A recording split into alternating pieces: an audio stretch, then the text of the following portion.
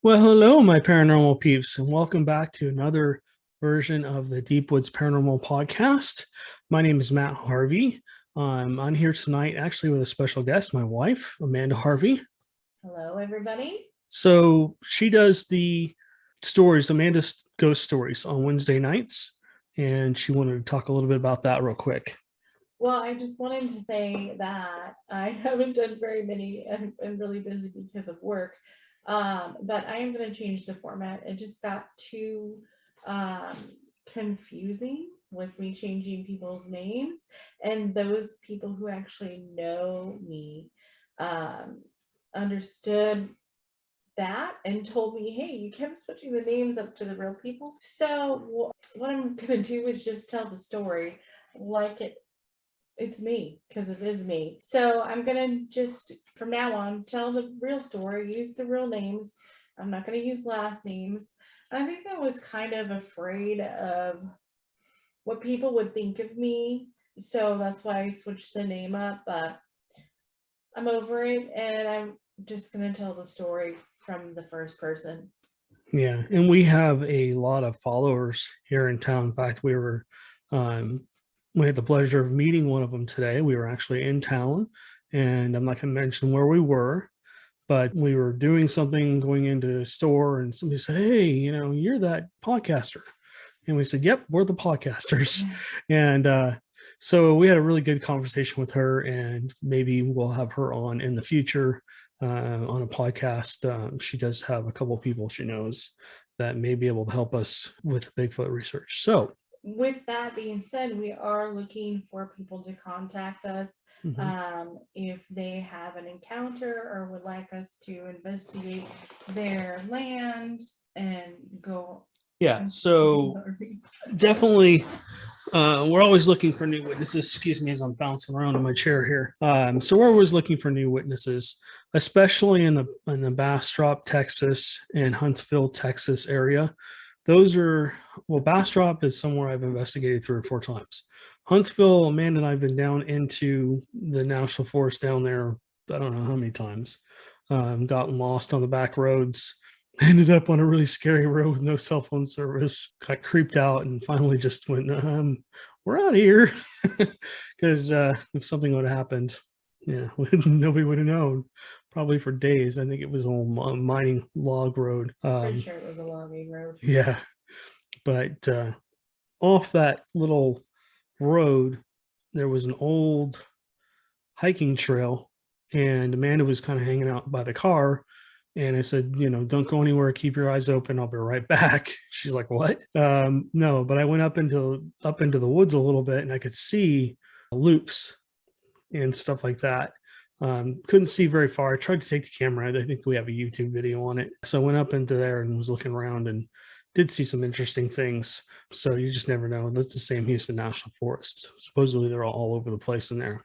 But our focus is actually just Huntsville. We're not looking for Sam Houston National Forest.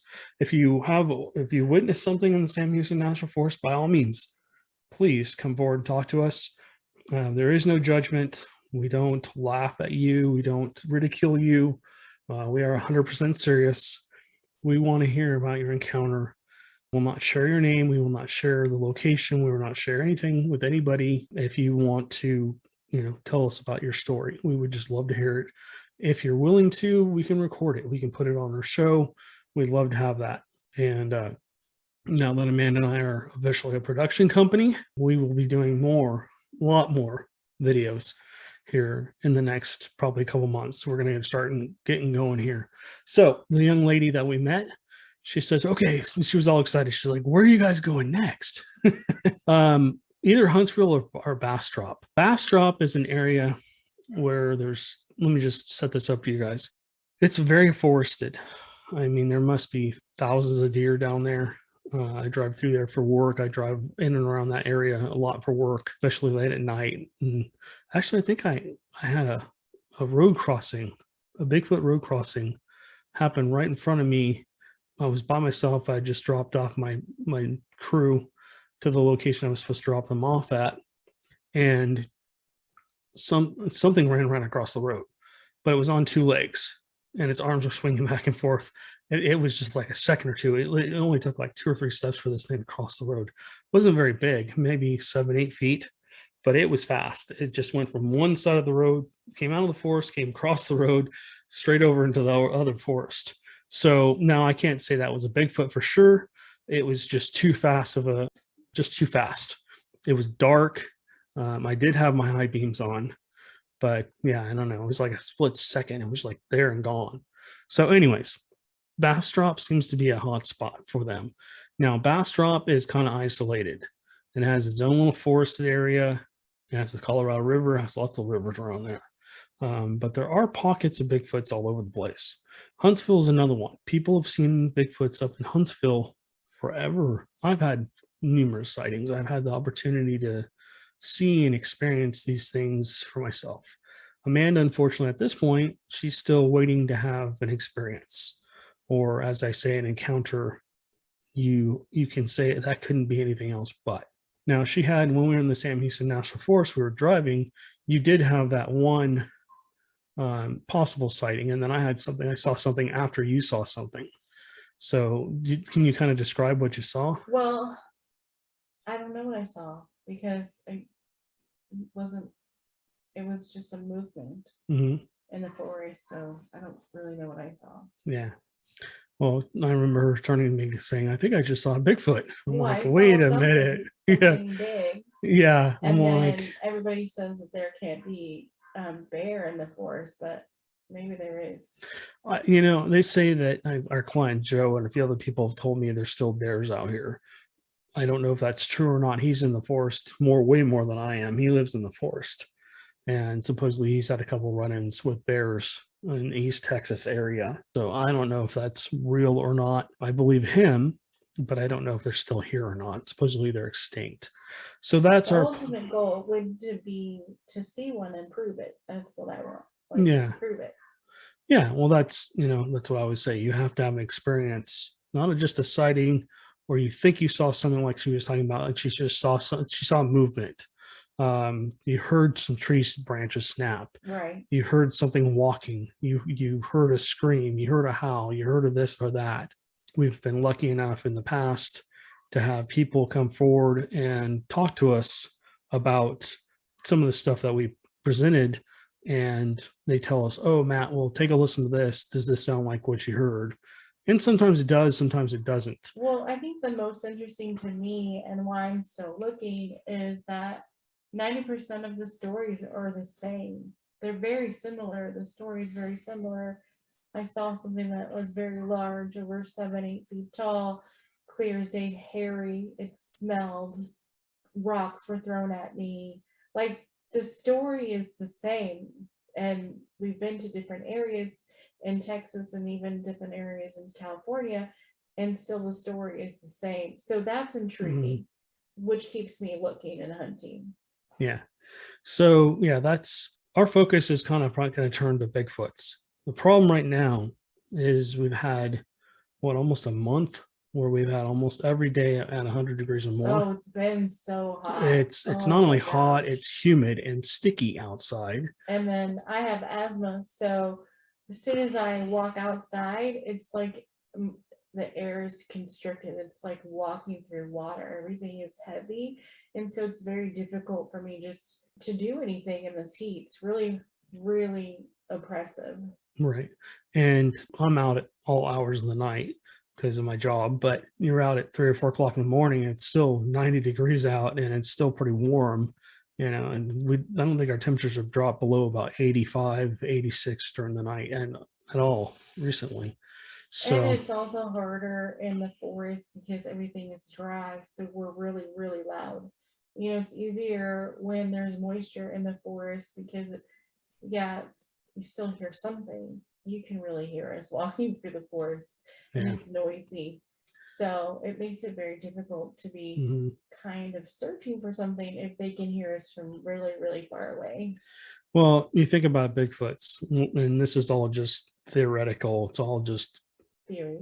theory based off of people's experiences and things that they think they've seen. But supposedly they can hear us, they can see us, they can smell us.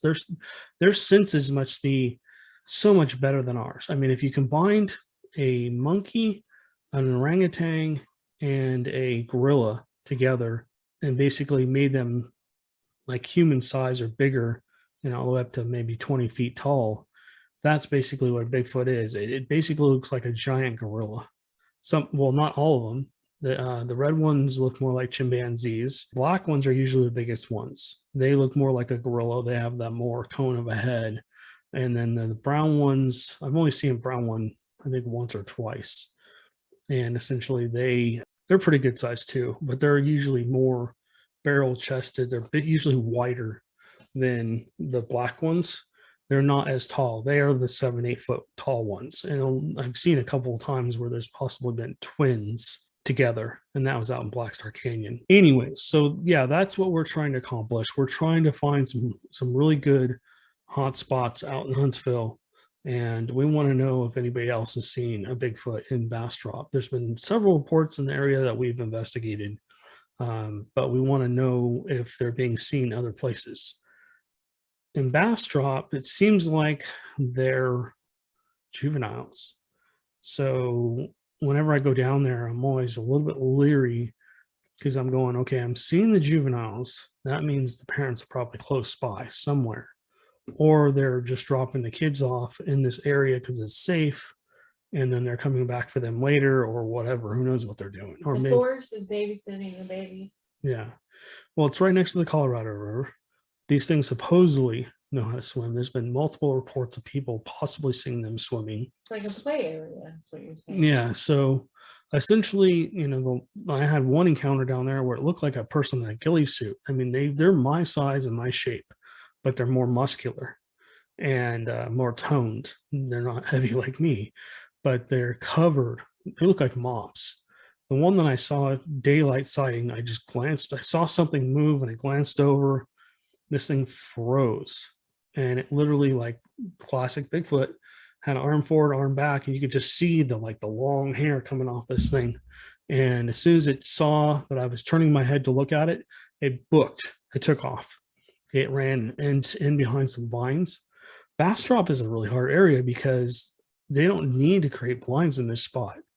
They have, you've seen it, babe. There's vines, there's trees that grow over in loops, and then the vines go straight down, so it creates a big blind. You can't see. I could stand right behind there. You could walk by me, not even know I was there. It's very dense over there. So. Yeah, it's very thick forest. And then as you walk down the Colorado River along this path, you get to the end there. There's another walkway. There's another path. And, I'm going to share my screen with everybody. Man has not seen this yet. So let's go on to, we're in the wrong place. Let's just go ahead and go back to where it was. All right, so this is the road going down to where we normally go. I was looking at this earlier because this is the end of where the trail basically is. As you can see, it's very thick over here. I was honestly looking here because I wanted to find a place to park. But if you go over here, let me see if I can see it again. And you start to zoom in. You start to, yeah, this is Google Maps. What is this? Look at the arrow. Look just above the arrow. What is that? A hole? Nope. Something black is standing there. See the bushes are coming in around it. It's standing in between the bushes, looking at whatever's coming by. It's literally standing there and has a human-like shape. Here's an arm. It may be squatted down. You can see a knee here and maybe a knee over here. Head here. Chest. Yeah. And like I said, you have to take all this with a grain of salt. You have to kind of. The image is blurry there, like they removed something or something. Yeah, it's strange. But if you look around to the other places, this thing, there's something standing right here. There's something right here. Up to the right, or my right, probably your left, there's like a tree or something that's broken in half. It's the only white thing in the picture. Yeah, you're right here. Keep going to my right. My left. There we go. Go up. Oh, I see it. Yeah, it's like a tree dot. It's like gone. It's kind of Yeah, it random. looks like it. Where all the other trees are a different color. Yeah, So they did have a fire about 20 years ago in this area, wiped out this whole area, wiped out all the trees. They came in and replanted all the trees and stuff like that. there's an address on the screen too. Is this someone's home? Um, no, this is just actually So it's a random. business. Let me go back out. So it's a business. Oh, it's out in the middle of nowhere. Yeah. But if we keep going down the road so if we keep going down this road, you can see on the left side, it's all just dense, thick forest. I like to take the drone there. Yeah, we need to get that up during the day. So let me get out of this mode if I can remember how to do this. So the last time Google was out there, that was since 2019. Okay, so this is the road I'm talking about. You and I have we parked here. Yeah, we've been there. And we walked down this way about to here. We never went past here. This this is dark. That's why. Yeah, well, this area was the area where spiders everywhere. Yeah, well, I've walked down this road. It's actually more like a road, actually, believe it or not.